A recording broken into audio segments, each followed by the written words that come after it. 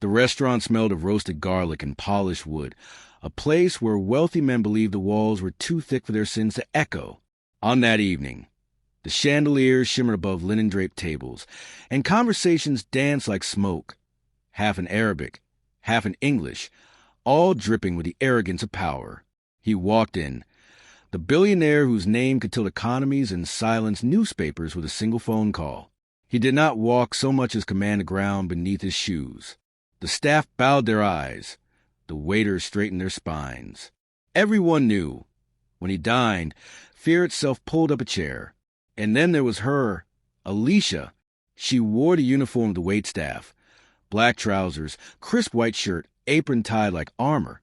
To the other guests, she was invisible, a shadow carrying plates and pouring water. But Alicia was more than what the uniform suggested. A single mother, a scholar of life's cruel lessons, a woman who had endured storms that had drowned stronger souls. In her smile there was discipline. In her eyes, an unspoken history of battles fought quietly.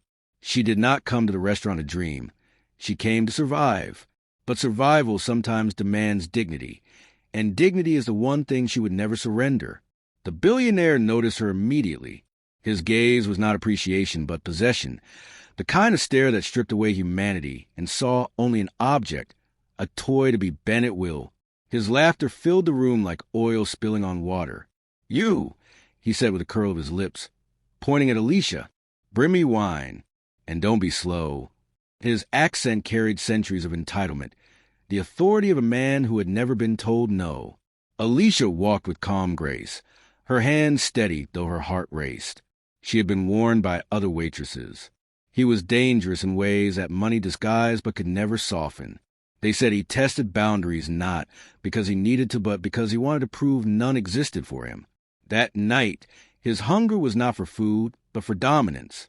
When she returned with a bottle, he leaned back, eyes narrowing like a predator measuring distance.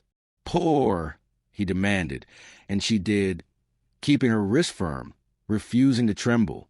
The guests at his table chuckled, men who lived in his shadow, laughing because they were too afraid to silence him. Power thrives in silence, and the room was complicit, but arrogance is impatient. As Alicia leaned to set the glass before him, his hand lashed out, quick, violent, ripping the fabric of her shirt. The sound of tearing cotton shattered the evening like a gunshot. Gasps spread, forks clattered, but no one moved. The billionaire's smile widened, as though humiliation were a game he had every right to play. "Too delicate," he sneered, holding the torn fabric between his fingers. "Perhaps you should wear something stronger." For a moment, the world froze. Alicia felt the burn of shame crawl across her chest, but beneath it rose something hotter, a flame of rage, ancestral and unbreakable. This was not just about fabric. This was about history, about every insult her grandmother swallowed in silence, every humiliation her mother endured to feed her children, every door slammed, every voice drowned out. In that instant, Alicia understood. If she stayed silent, she would join the long line of women erased by fear. Her eyes locked onto his. And without hesitation, Alicia moved. Years of quiet discipline, hours in the dojo where she found refuge from life's cruelties, came alive. Before the billionaire could blink, her hand caught his wrist, twisting with precision. His arrogance met the floor in a single, fluid motion, the crash of a judo throw echoing louder than any chandelier's fall. The billionaire gasped, his breath stolen, his power fractured in front of everyone he sought to impress. The restaurant went silent. His companions froze, their laughter suffocated, their fear finally visible. No one dared move, no one dared speak. The mighty billionaire, sprawled on the polished floor, stared up at the woman he had tried to break. Alicia stood tall, chest rising with breath, her torn shirt no longer a wound but a banner of defiance. In that moment, she was not invisible. She was undeniable. "Don't ever touch me again," she said, her voice steady as steel. No tremor, no apology, just truth, spoken into a room that had forgotten what dignity looked like. But dignity is a dangerous weapon. The billionaire's pride, heavier than his wealth, burned in his eyes. He staggered up, face twisted with fury, but the damage was done. The room had witnessed what power rarely allows: justice, raw and immediate. And though no one clapped, though no one cheered, every soul present felt the crack in the armor of invincibility he wore. They had seen him fall. For Alicia, the moment stretched like eternity. She did not see herself as a hero. She saw herself as a woman defending her right to exist unbroken. But she also knew what came next. Men like him did not forgive. They retaliated. They used courts, contracts, whispers, and threats. She braced herself, not for the consequences of her action, but for the cost of her courage. Because courage always comes with a price. As security rushed forward, Alicia lifted her chin. "I will walk myself out," she said, refusing to be dragged like a criminal. She moved past the billionaire's entourage, their eyes darting away, unwilling to meet hers. She walked out not as a waitress, but as a woman who had claimed her dignity in the face of humiliation. The cool night air outside felt like freedom, sharp against her skin. She inhaled deeply, knowing the storm was only beginning. News of the incident traveled faster than the cars that lined the billionaire's fleet. Whispers slipped through the city's veins. Some called her reckless. Others called her brave. But in neighborhoods where women worked 2 jobs and swallowed disrespect to survive, Alicia's story became something else entirely: a spark. Mothers told daughters. She stood up. She refused. Men told sons. Respect is earned, not bought. A waitress had thrown a billionaire to the ground, and though money could bury stories, it could not erase memory. The billionaire, humiliated, retreated behind his lawyers and bodyguards. To him, the fall was not physical but symbolic. A man who ruled through fear had been defied publicly, and that defiance threatened the empire he built on silence. He vowed to crush her, to remind the world that money could still bend justice. But Alicia knew the truth. Justice does not bend forever. It breaks chains when courage is strong enough. That night, in her small apartment, Alicia sat with her daughter. The child touched the torn shirt gently, eyes wide. "Did it hurt, Mama?" she asked.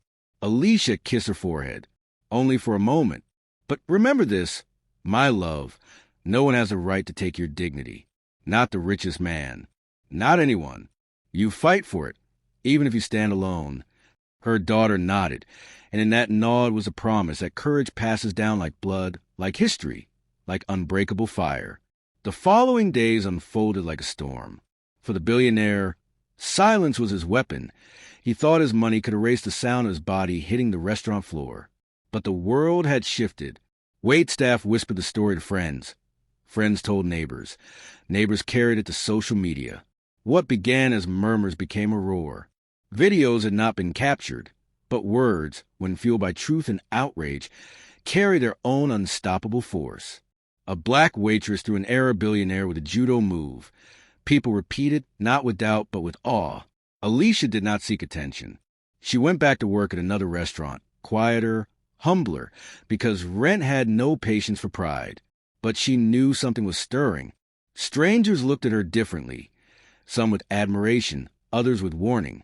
One evening, her manager pulled her aside. "They're asking questions about you," he whispered. Lawyers, reporters, men in expensive suits. "Be careful." It did not take long before the billionaire struck back. A letter arrived. A lawsuit claiming she had assaulted him, demanding damages so large they could bury her life forever.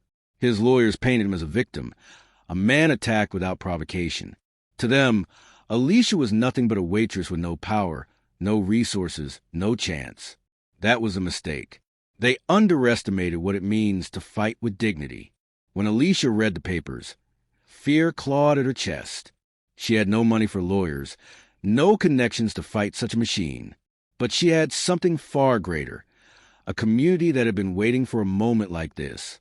Activists, pastors, neighbors, even strangers who had only heard whispers of her courage rallied to her side. They called her the woman who said no. They called her the one who threw power to the floor. Local black organizations reached out first. "You don't stand alone," they told her. "This fight is bigger than you. It's about every waitress, every black woman who has been humiliated in silence." Donations poured in. Crowdfunding pages lit up with messages. "We stand with Alicia. Dignity is not for sale. She fought for herself, now we fight for her. The courtroom became the new battlefield. The billionaire entered with a phalanx of attorneys in suits tailored sharper than knives. Alicia entered with her lawyer, a young black woman fresh out law school, eyes fierce with purpose. The case was not about money. It was about truth, Alicia's truth. In court, his lawyer spoke of wealth, reputation, respectability. They described him as a pillar of society, a philanthropist, a man of honor. They described Alicia as unstable, aggressive, prone to violence. But then Alicia spoke. She stood before the judge and jury, her torn shirt folded neatly in a box like evidence of an unspoken crime. She did not cry. She did not shout. She told the story as it happened, clear, steady, unbroken. "He tore my shirt," she said. "He tried to humiliate me in front of everyone." That moment was not about clothing. It was about power. I defended myself, not just for me, but for every woman who has ever been told her dignity does not matter. The courtroom fell silent. Even the judge leaned forward, listening not just to words but to the weight carried in her voice. Witnesses were called. Waiters who had seen the incident testified, voices shaking, but truth spilling forth. Some were afraid, knowing the billionaire could crush their careers. Yet they spoke, because silence was no longer an option. One said, "We all heard the tear. We all saw her shirt ripped." Another admitted, "We laughed before, but when she threw him, I realized we had been complicit. She did what none of us had the courage to do." The billionaire sat stone-faced, rage simmering beneath his composure. For men like him, exposure is more painful than defeat. His lawyers objected, deflected, twisted. But the truth has a way of cutting through even the thickest curtains of lies. Weeks stretched into months. Headlines blazed across newspapers. Billionaire versus waitress, a battle of power and dignity. Some commentators dismissed Alicia as reckless, accusing her of seeking fame. Others celebrated her as a symbol of resistance. Through it all, Alicia remained grounded. She still worked shifts, still cooked for her daughter, still folded laundry in the silence of her apartment. Because for her, this was never about headlines. It was about dignity. When the verdict came, the city held its breath. The jury found that Alicia had acted in self-defense, that the billionaire had initiated the assault, and that her response was justified. His lawsuit was dismissed. He was ordered to pay legal costs and issue a public apology. For the first time in his gilded life, he was forced to lower his head. The apology came reluctantly, read by his lawyers in a voice drained of sincerity. But for Alicia, the words mattered less than the victory itself. She had stood in the face of power, and she had not bowed. She had shown the world that even the richest man could be brought low when justice is carried by courage. The story did not end there. Alicia became a voice for others who had been silenced. She spoke at community centers, schools, gatherings of women who whispered their own stories of humiliation. "Your dignity is not negotiable," she told them. "It does not matter if they are rich, powerful, or feared. You have the right to stand." Her daughter watched her transform. No longer just a mother struggling to survive, Alicia became a figure of strength, a reminder that resistance lives in everyday people. She was invited to speak on television, to write in journals, to share her journey.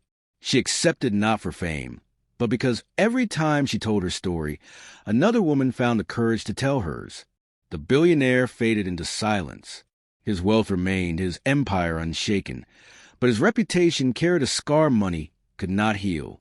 People remembered him not for his power, but for the night he was thrown to the ground by the woman he tried to humiliate.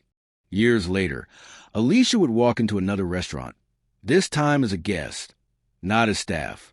People recognized her, not with pity, but with respect. The waiter who served her smiled nervously and said, "I just want you to know, you inspired me to speak up when my boss disrespected me." Alicia smiled back, realizing that courage multiplies, that dignity defended once can ripple into countless lives. Her daughter, now older, carried the lesson deep in her heart. She would tell her friends, "My mama threw a billionaire." But beyond the humor, she knew the deeper truth. Her mother had thrown down centuries of silence, lifted up the weight of justice, and showed the world that black women are not invisible, not objects, not shadows.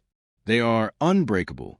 And so the story endures, not as gossip, not as scandal, but as testimony. In the heart of the city, people still whisper about the night the billionaire fell. They whisper not in fear, but in awe, because they know when dignity stands, no power on earth can keep it down. Alicia's torn shirt, carefully folded, still rests in her closet. She has never mended it, never thrown it away. To her, it is not fabric. It is history. It is proof. It is a reminder that courage often begins at the breaking point, and that sometimes the most ordinary among us carry the extraordinary strength to change the narrative. The billionaire believed he was untouchable. Alicia proved he was not. And in doing so, she gave countless others permission to rise, to resist, and to reclaim the dignity that no wealth, no arrogance, no power has a right to steal. Time has a way of reshaping stories. What begins as a spark can, over years, grow into a flame that lights paths for others. Alicia's story did not end with a courtroom verdict. In many ways, it was only the beginning. The billionaire faded back into the gilded shadows of his empire, but Alicia, unexpectedly, almost unwillingly, found herself at the center of a movement. Her life remained ordinary in the ways that mattered. She still cooked meals for her daughter, still walked through the same neighborhood streets, still greeted neighbors with the same warmth. But the world around her shifted. Journalists continued to call, academics asked to cite her case in lectures, and activists pointed to her as a symbol of resistance. She resisted the idea of becoming an icon, but deep inside, she understood. Sometimes history chooses its heroes, even when they never asked for the burden. The incident became a story told in college classrooms under the banner of gender justice, taught in seminars about labor rights and racial dignity. Professors would say, here was a woman who refused humiliation. Here was a moment when power was challenged, not in marches or speeches, but in the quiet rebellion of self-defense. Students leaned forward, taking notes not just of her actions, but the principle it represented. That dignity is indivisible, and when one person defends it, it echoes for all. For Alicia, the legacy was more intimate. Her daughter, one small enough to hold a torn shirt like a fragile relic, grew into a young woman carrying unshakable pride in her heritage and her mother's courage. In debates at school, she spoke with conviction, unafraid to confront injustice. My mother taught me that silence can be deadly, she would tell classmates. And that courage, even when it shakes, is still courage. As the years passed, Alicia was invited to conferences, not just in her city, but across borders. In one gathering of women leaders in Johannesburg, she stood on stage, nervous yet resolute, telling her story to an audience of thousands. Women from villages, boardrooms, and universities rose to their feet, not to applaud the fall of the billionaire, but to honor the rise of a waitress who refused to be broken. She realized then that her story was not hers alone. It belonged to every woman who had ever whispered enough into the silence of her own struggle. But with visibility came challenges. There were threats, anonymous letters warning her to stay quiet, online attacks from those who still bowed to the billionaire's shadow. She received offers too, wrapped in golden promises, attempted by her silence to turn her defiance into a commodity. Alicia refused them all. She had not endured humiliation and stood against it only to trade her dignity for convenience. Instead, she turned her platform toward action. With the help of allies, she founded an organization dedicated to supporting women in service industries, waitresses, hotel staff, domestic workers, women who often endured harassment with no shield and no voice. She named it the Dignity Network. Its mission was simple: to provide legal aid, self-defense training, and a community where silence was not the price of survival. The first year, a dozen women came forward. By the third year, hundreds stood together, bound by a story that had begun in one restaurant but had grown far beyond its walls. Meanwhile, the billionaire's legacy curdled. His business empire remained intact, but whispers followed him wherever he traveled. At high-profile dinners, guests remembered, not his wealth, not his influence, but the night he was thrown to the floor. In private circles, his name carried not admiration but unease. Power had shielded him for decades, But dignity had cracked the armor, and cracks, once formed, only spread. Alicia's life was not without pain. There were nights when the memory of that tear, that sudden violation, returned like an old wound. There were moments when she wondered if choosing silence would have been easier, but then she looked at her daughter, or at the women standing with her at rallies, and she remembered, ease is not the measure of justice. Dignity is. One evening, years later, Alicia was invited back to the very restaurant where it had all begun. It had changed ownership, remodeled itself into something brighter, freer. The new owner asked her to speak at an event celebrating workers' rights. As she stood beneath the chandeliers, no longer a server but a speaker, her eyes filled with memory. She could almost hear the sound of fabric tearing, feel the humiliation that once scorched her skin. But she could also feel the surge of power in that judo throw, the ripple that had traveled across continents. She told the audience, "I did not throw him down because I was strong. I did it because I was human, and humanity deserves respect. We must never confuse wealth with worth. We must never confuse silence with peace. True peace comes when dignity is untouchable." The room erupted with applause, not of politeness, but of recognition. In that moment, Alicia knew she had reclaimed the space. The restaurant no longer belonged to humiliation. It belonged to memory, resistance, and triumph. As she left that night, walking hand in hand with her daughter, a young waitress stopped her. Her voice shook as she said, "Ms. Alicia, I just want to thank you. Because of your story, when my boss tried to humiliate me, I walked out. I didn't cry. I didn't beg. I knew I was worth more." Alicia smiled, tears brimming but unfallen. "That's why I did it," she whispered. "Not for headlines, not for courts, but for you." And so the story continues, not as a single chapter, but as a living narrative written every time someone refuses to bow to disrespect. Alicia's torn shirt still hangs in her closet, not mended, not discarded. To her, it is not a reminder of pain, but of power, the moment she discovered that the human spirit, when pushed to the edge, can rise with a force to topple giants.